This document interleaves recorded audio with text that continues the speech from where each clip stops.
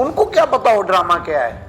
वो तो सिफारिश की सीट है, सिफारिश से आए हैं, भर्ती किए हैं, सारे सिफारिशी भर्ती हुए हैं ना। कोई वहाँ आर्ट का बंदा है, आर्ट से मुंसलिक आदमी नहीं है, ठीक है ना। अगर बड़ी सीट के ऊपर कोई आता है, ईडी सारे सिफारिशी भर्ती हुए हैं आता है, तो वो आप लेके आते हैं ब्यूरोक्रेसी से। हमारे बड़े आर्टिस्ट जो हैं क्यों बैठे हैं घर पे ही, उनको पंजाब आर्ट काउंसिल में ये इन लोगों को तनख्वाहें देते हैं जो सिफारशी भर्ती हुए हैं। आप उन आर्टिस्टों को जो हमारे सीनियर हैं उनको पंजाब आर्ट काउंसिल में रखें, वो ड्रामे की सेंसर देखें, वो ड्रामे को चेक करें, जिनको पता है कल्चर क्या है, ड्रामा क्या है, हमने कैसे ड्रामा पेश करना है। जब वो नहीं है तो फिर ऐसा ही होगा।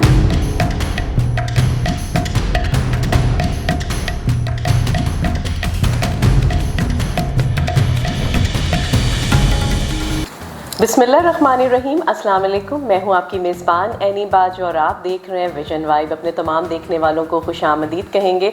जी तो नाज़रीन, अब गेस्ट का तारुफ जो है वो मैं करवाती हूँ और साथ आपने देख भी लिया है। हमारे साथ पाकिस्तान फिल्म इंडस्ट्री का स्टेज के थिएटर के बहुत ही फेमस एक्टर गोशी खान यहाँ पर मौजूद हैं, जिनका काम जब हम देखते हैं तो दिल करता है कि वो ड्रामा हम बार बार देखें। और थिएटर पे भी इनका ड्रामा जो ईद पे रिलीज़ हुआ था, बड़ा दिल कर रहा था, ऐसी जान डाली है और ऐसा ज़बरदस्त किस्म का कॉन्सेप्ट लेकर आए हैं कि दिल कर रहा था कि ये ड्रामा हम सब फैमिलीज़ के साथ देखें। तो आज हम बात करने लगे हैं गोशी खान साहब से थिएटर के बारे में और भी कई सवालात जो आज सोशल मीडिया की जीनत बने हुए हैं, अखबारात की और टीवी की, और बड़ी डिस्कशन हो रही है जिन चीज़ों के बारे में, वो भी हम जानेंगे अपने स्पेशल गेस्ट और अपने फेवरेट गेस्ट गोशी खान साहब से। अस्सलाम वालेकुम।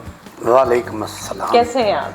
मैं ठीक। इतनी तारीफ नहीं, आप देखें ना, आपका काम बोलता है ना, आपका काम बोलता है तो फिर दिल करता है, अल्फाज खुद ही निकल आते हैं। अच्छा, पता क्या, ये आपकी मोहब्बत है। मैं जब भी आप मेरा इंटरव्यू करती हैं तो एक बड़ा मज़ेदार इंटरव्यू होता है। मैं खुद भी, मैं दिल चाहता है मेरा कि अगर इंटरव्यू विजन वाइब पे मुझे जब भी वकास ने कहा, इन्होंने कहा, तो मैंने कहा भी ऐनी होंगी इंटरव्यू मेरा वो करेंगी तो मैं आऊँगा। चलें, बहुत बहुत शुक्रिया। तो ये आपकी मोहब्बत है। नहीं, और आप भी स्पेशल जो है टाइम निकालना और फिर आपके सारे प्रोग्राम उसके बस कैजुअल निकालना, ये भी एक बात होती है। बहुत बहुत शुक्रिया। अच्छा गोश साहब, मुझे ये बताइएगा कि आजकल जो है सोशल मीडिया पे है और वो हम देख रहे हैं कि उस्मा बुखारी साहिबा ने थिएटर्स पे छापे मार रहे हैं, जा रहे हैं और अचानक से वो वीडियोज़ भी देख रहे हैं, कपड़ों की चेकिंग, गानों की चेकिंग, अंदर हर जगह की चेकिंग हो रही है। तो ये क्या ऐसी नौबत पेश आई कि उन्हें खुद ही जाके चेक करना पड़ा सारा? अच्छा, बात ये है कि सबसे पहली बात तो एनी जी ये है, ये छापा लफ्ज़ जो है ना, ये गलत है। ये सोशल मीडिया पे ये छापा पड़ता है, सॉरी टू से,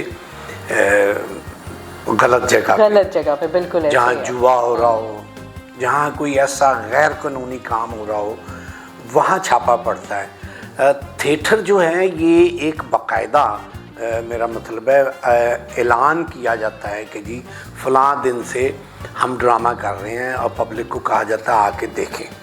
पहली बात तो ये है कि मैं इस बात पे सख्त नाराज़ हूँ कि छापा नहीं कहना चाहिए।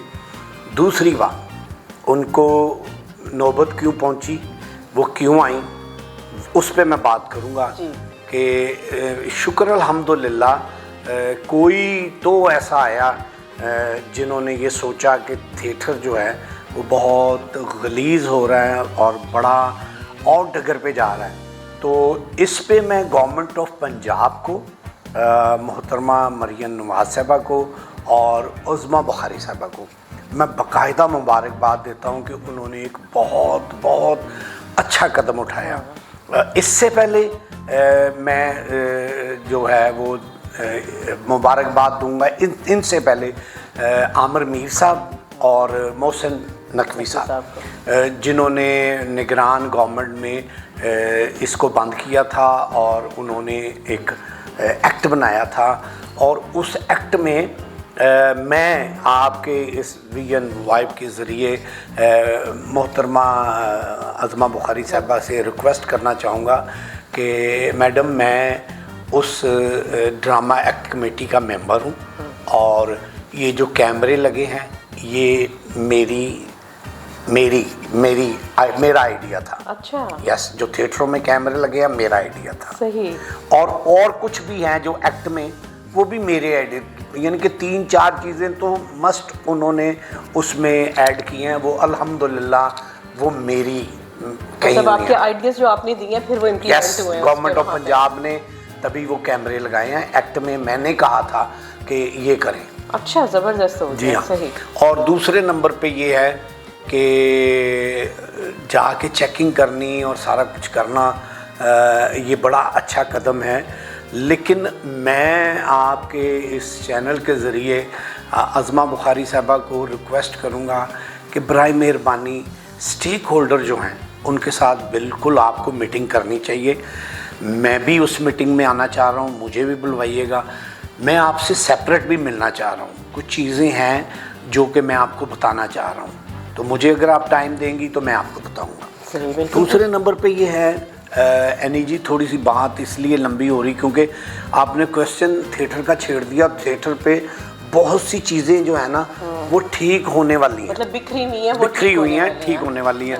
सबसे पहले तो मैं गवर्नमेंट से ये रिक्वेस्ट करूँगा कि लाइसेंस कौन देता है थिएटर का?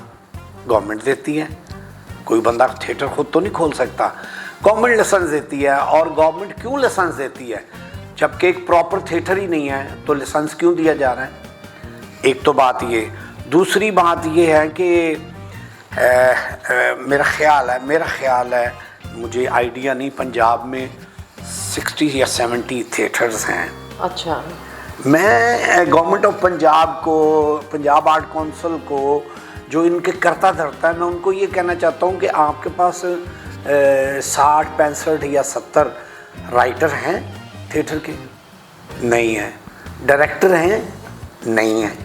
अच्छा, उसके बाद अदाकार तो चलो हैं, काम कर रहे हैं, थोड़ा सा बेरा रवि में निकले हुए हैं, उनको कोई अगर समझाने वाला होगा तो वो करेंगे। उसका रिजल्ट ये है कि ईद पे मैंने ड्रामा किया और मेरे पास वही लड़के थे, वही लड़कियां थी, और मेरा drama government of Punjab art council ने आके चेक किया और मेरा ड्रामा पूरे लाहौर में नंबर 1 फैमिली ड्रामा गिना गया। बिल्कुल ऐसे ही। और यही लोग काम कर रहे थे। लेकिन मैं ये कहना चाह रहा हूँ कि थिएटर पे डायरेक्टर कितने हैं?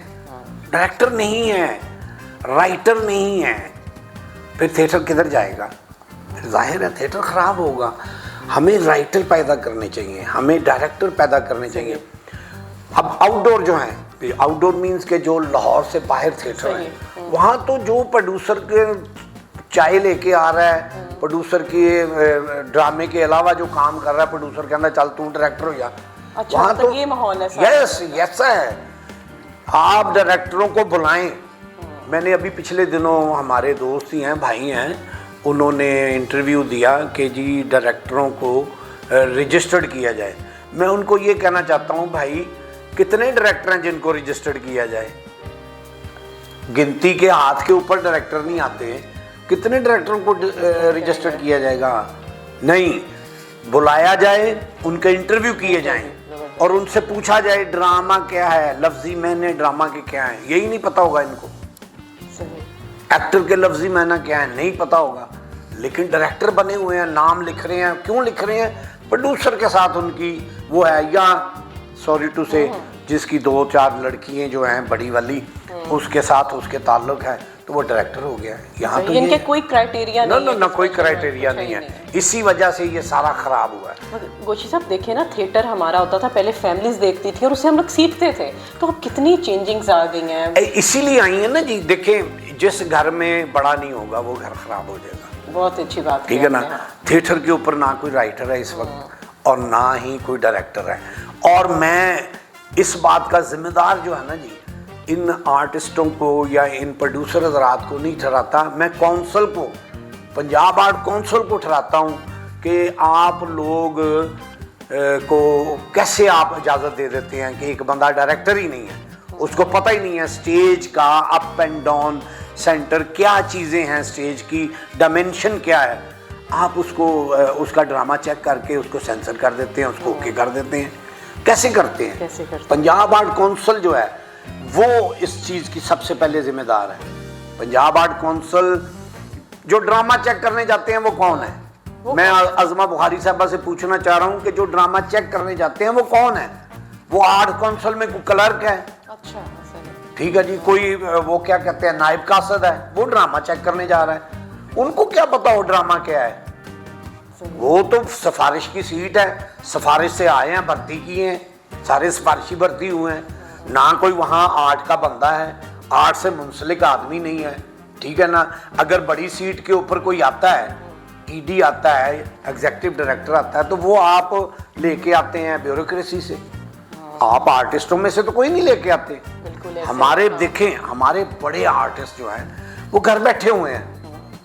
क्यों बैठे हैं घर? भाई उनको पंजाब आर्ट काउंसिल में ये इन लोगों को तनख्वाहें देते हैं जो सिफारशी भर्ती हुए हैं। आप उन आर्टिस्टों को जो हमारे सीनियर हैं उनको पंजाब आर्ट काउंसिल में रखें, वो ड्रामे की सेंसर देखें, वो ड्रामे को चेक करें, जिनको पता है कल्चर क्या है, ड्रामा क्या है, हमारा हमने कैसे ड्रामा पेश करना है। तो वो जब वो नहीं है तो फिर ऐसा ही होगा। नहीं, इसके लिए तो गोशी साहब जिस तरह माशाल्लाह आपका एक नाम है, आप सब जितने भी सीनियर्स और लेजेंड हैं उन्हें चाहिए मिल के आवाज़ उठाएं इस तरह। तो सर जो हमारे सीनियर लेजेंड है ना, सो कॉल्ड जो सीनियर लेजेंड बने हुए हैं इस टाइम, उनको अल्लाह ताला ने पैसा दे दिया है, वो इस चक्कर में ही नहीं आते। उनको ना सॉरी से उनको ना अपनी बेइज्जती का पता है, ना अपनी इज्जत का पता है, ना बेइज्जती का पता है। जो काम चल रहा है वो चल रहा है, हाँ, चलता रहे। अब देखे ना, वो आई हैं मोहतरमा आज़मा बुखारी साहबा, सोशल मीडिया पे, नेशनल चैनल पे, हर जगह पे चला है। वो आपसे क्या बात कर रही हैं किसी को तो नहीं पता, नहीं। वो तो म्यूट चल रहा है, ठीक है। वो क्या बात कर रही हैं, हर बंदा, मैं भी, कोई भी, आप भी, कोई किसी तरह उसको ले सकते हैं, क्योंकि उनका रवैया थोड़ा सा सख्त था, ठीक है ना। और होना चाहिए ये नरम, ये अभी मेरे हिसाब से नरमी है। सही। मैं आपको सीरियस कह रहा हूँ, ये अगर ठीक करना है, अगर ठीक करना है तो ये अभी नरमी है, इसको सख्ती से करना पड़ेगा। मैं इस हक में हूँ कि ये सख्ती से होगा। उसकी वजह ये है कि जो बंदा उठता है घर से, वो आके एक्टर जड़ा पढ़िया नहीं ना जी, वो कहता मैं एक्टर बन जावा। जिन्हों घर दे विच सिर्फ लोग घर वाले ने इसलिए रखे ना कि चलो झाड़ू भी दे दे, चलो सब्जी भी ले आ, वो एक्टर बन गया। इस वेले एक्टर क्राइटेरिया है भाई, पढ़ा लिखा आदमी होना चाहिए, एक समझदार आदमी का काम है।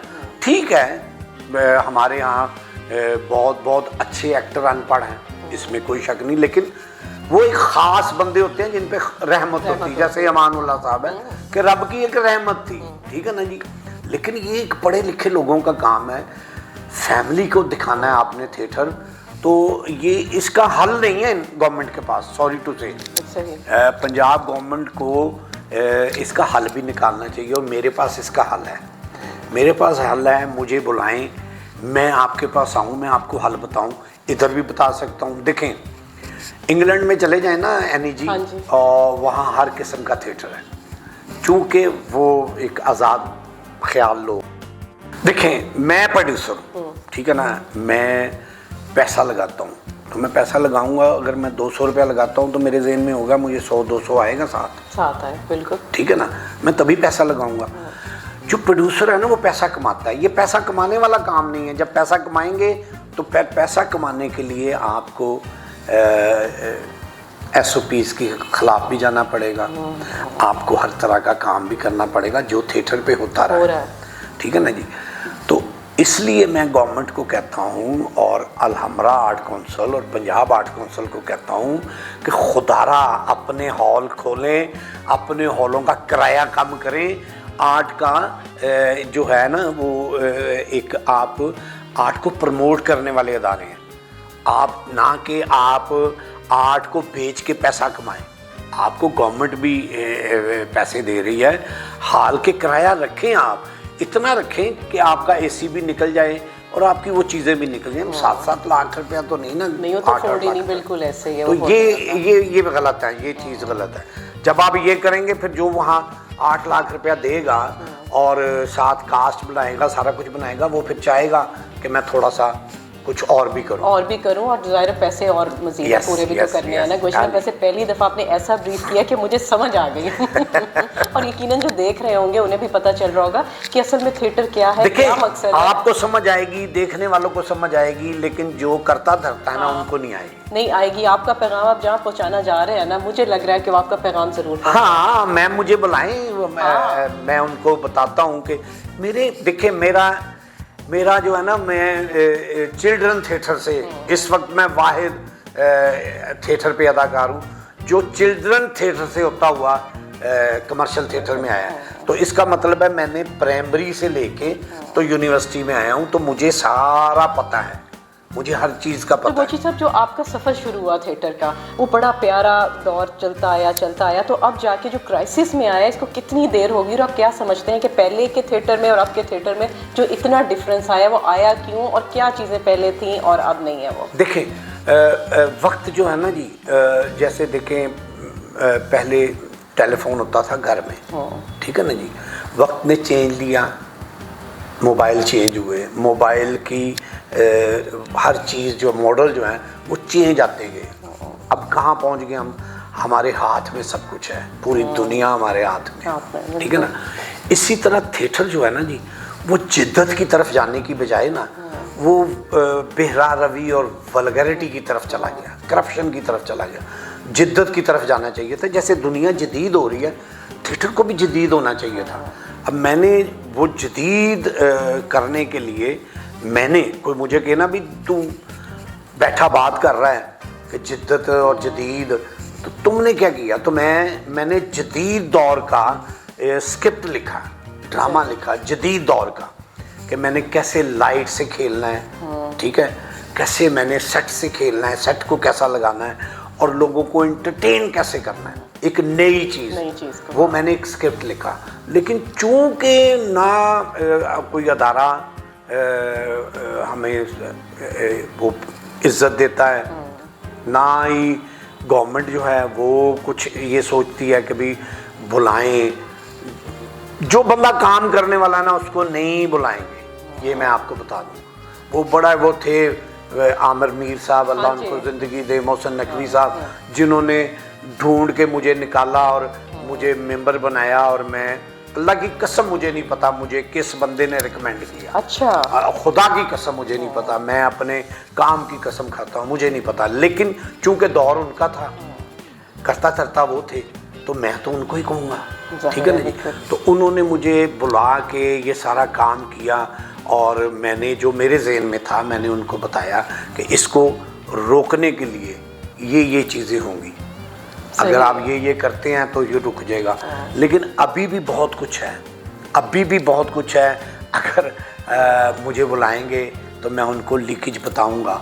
मैंने फ़ोन किया था, मैं ईद से पहले 2-3 मरतबा उनके पास गया हूँ, लेकिन उनकी मसरूफियात की वजह से मेरी मुलाकात नहीं हो पाई। फिर उन्होंने मुझे एग्जीक्यूटिव डायरेक्टर जो अलहमरा के हैं उनके आगे पेश कर दिया, मैंने उनको सारा बताया हुआ था। अब उन्होंने उनको बताया नहीं बताया मुझे नहीं पता।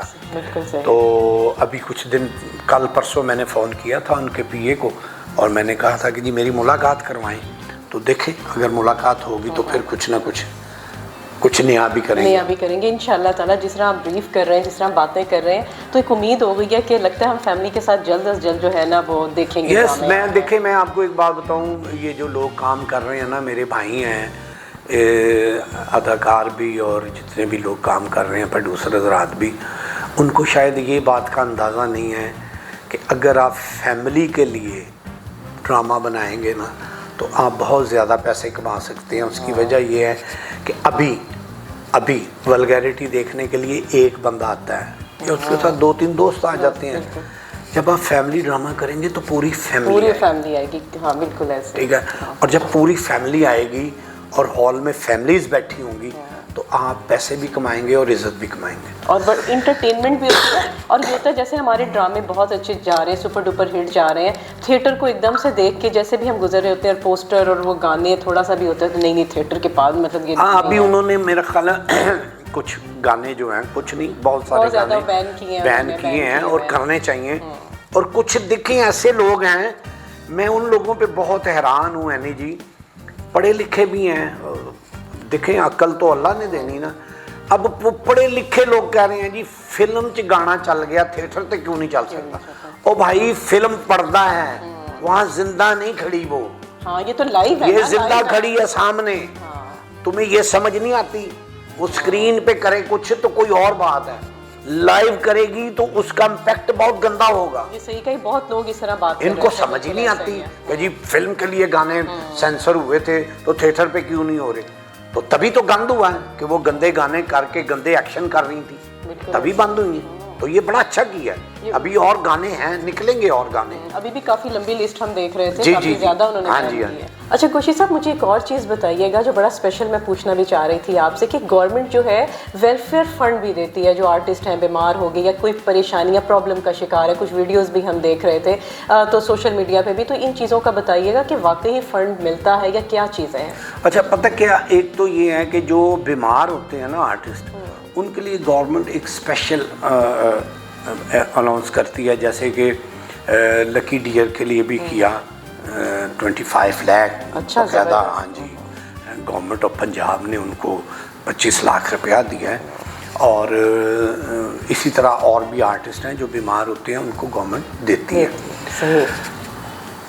दूसरा जो वेलफेयर फंड का है कि आर्टिस्ट वेलफेयर फंड, आर्टिस्ट का जो मिलता है वेलफेयर का, वो पैसा बहुत कम है।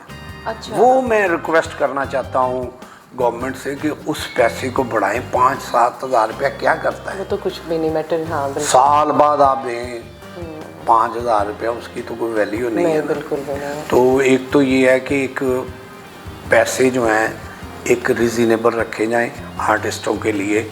जो ज़रूरतमंद आर्टिस्ट हैं उनको कम से कम बिजली, खाना पीना, ठीक है ना जी, और पहनना, इसका एक बजट बन के एक नॉर्मल घर का ख़र्चा उसको दिया जाए ताकि वो इज़्ज़त से अपनी ज़िंदगी गुजारे। अच्छा, इसके बाद आ जाते हैं हम आर्टिस्ट वेलफेयर फंड में भी। अज़मा बुखारी साहबा, आप और गवर्नमेंट पंजाब, आपको मैं ये बताना चाहता हूँ कि इसमें भी बड़े 2 नंबर लोग शामिल हुए हैं। कोई आर्टिस्ट नहीं है तो उसने भी फॉर्म फिलअप करके दिए हैं। लिहाजा ये ज़रूर देखिएगा जो चेक एंड बैलेंस करते हैं कि ये आर्टिस्ट है या नहीं है, या किसी अफसर का माली है या किसी अफसर का बावर्ची है। इशारा दे दिया, आप समझ गए होंगे। तो एक तो ये देखिएगा, और दूसरा थोड़ा सा पैसे बढ़ाएं आर्टिस्टों के, ताकि आर्टिस्ट अब मुझे याद है अच्छी तरह से कि हमारा एक आर्टिस्ट थे, उनकी टांग टूट गई थी एक्सीडेंट में। अच्छा। अब एक बंदे की टांग टूटी है तो उसको 20,000 रुपया दे रहे हैं। टांग टूटी पर 20,000 रुपया, बेचारा वो क्या करेगा? टांग टूटी है, उसको कम से कम इतने पैसे दें कि वो उसका अपना ऑपरेट भी ठीक करवा ले और स्टैंड कर दिया। जब बंदा इस हालात में होता है तो कॉन्फिडेंस लेवल भी और डाउन हो जाता है इंसान का। देखिए, बड़ी अच्छी बात है। मैं अब ये कहूँगा कि लकी डियर साहब, उनको गवर्नमेंट ने पैसे दिए, लोगों ने भी पैसे दिए, बाहर ओवरसीज़ ने बहुत पैसा दिया।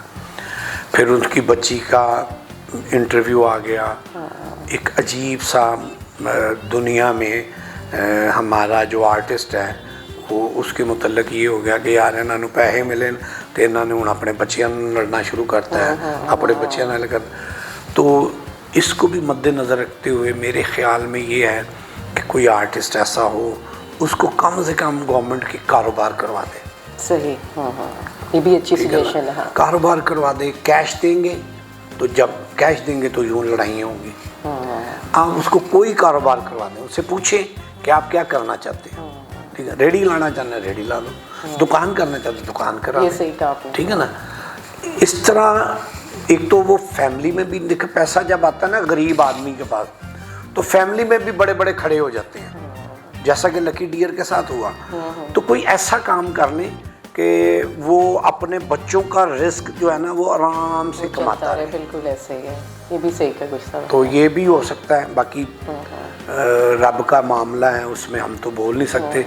लेकिन ये मैं कहूँगा कि आर्टिस्टों का जो वेलफेयर फंड का पैसा है वो ज़्यादा करें।